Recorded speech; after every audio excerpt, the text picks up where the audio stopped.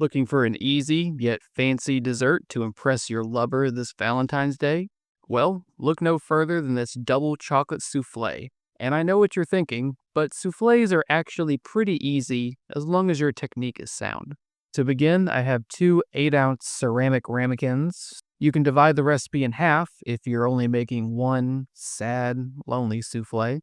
I've got about 1 tablespoon of melted butter that I'll use to generously grease up the walls of the ramekins. Then we'll add a hefty sprinkle of granulated sugar that should stick to the walls as long as we've added enough butter. This butter and sugar layer is both good for flavor and will help the souffle more easily climb the walls of the dish as it bakes. With our ramekins prepped, we can begin work on the souffle batter. First, we'll melt some chocolate in a metal bowl set over some hot water. Be sure the water isn't boiling or it could cause the chocolate to seize up and go grainy. We just need hot water that's barely steaming. You'll need 4 ounces, 112 grams of chocolate. I'm using an equal combination of 70% dark cacao chocolate and some standard semi-sweet chips, but use whatever you want. Go crazy and throw in some white chocolate. Hell, throw in some peppermint extract if you're a real psychopath. I don't care, it's your souffle. While the chocolate is gently melting, let's get our roux going. In a small saucepan over medium heat, I'll melt in 2 tablespoons, 28 grams of butter, then add 2 tablespoons, 16 grams of all-purpose flour. Whisk that together until a loose paste is formed, then cook for 1 to 2 minutes. We're not really looking to develop any color with our roux, we just want to cook off the raw edge of the flour. Now quickly while our roux cooks, I'll crack 4 large eggs, putting the whites in a large mixing bowl and holding on to 3 of the yolks in a small dish. Something I recently learned about eggs is that the younger they are, the harder they are to separate the yolk from the white. I had a little trouble with these eggs, so they must be pretty young.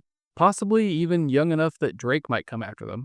That's right, even on this lowly cooking channel, Drizzy's catching strays. There's no corner of the internet where that guy's safe. Anyway, after a minute or two of cooking, we'll add in half a cup, 120 grams of cold whole milk, kill the heat, and whisk that together. Theoretically, we shouldn't get any lumps when adding cold liquid to a hot roux, but if you want to be extra cautious, you can add the milk in small doses to ensure it smoothly integrates into the roux.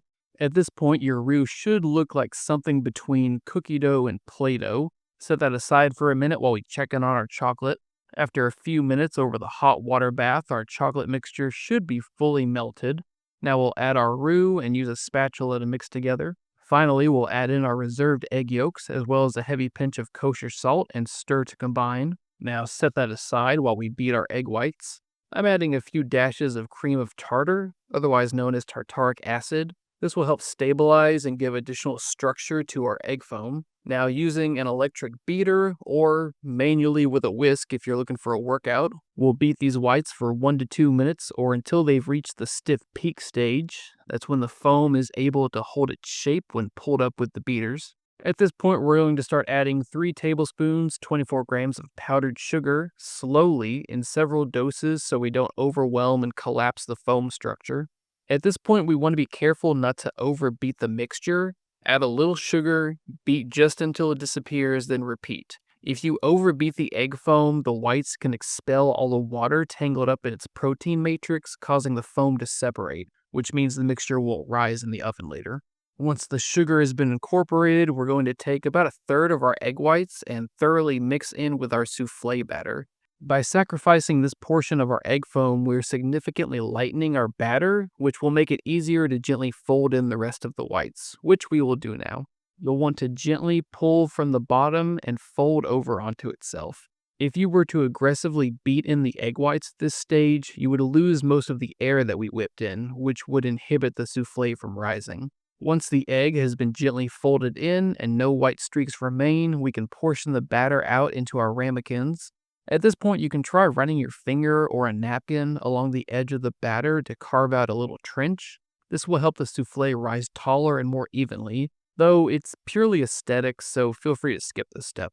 Now we'll load the soufflés into our oven, which has been preheated to 375 F, 190 C, and bake for anywhere between 11 to 15 minutes, or until the top of the souffle has a matte finish and the interior temperature reads between 180 and 185 F, 82 C. Once it's out of the oven, I'll dust on some powdered sugar for a little extra sweetness. You could use cocoa powder instead here. A good way to know that you've overbaked your souffle is when the top begins to crack.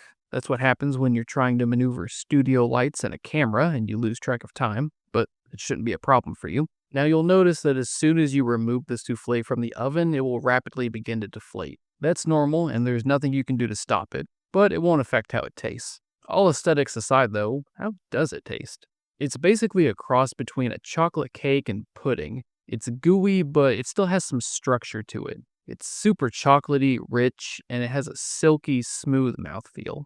It's the fanciest dessert that anyone can easily make at home, and I really hope you give it a try. Be sure to like and subscribe, and leave a comment down below letting me know what my next recipe should be. Until next time.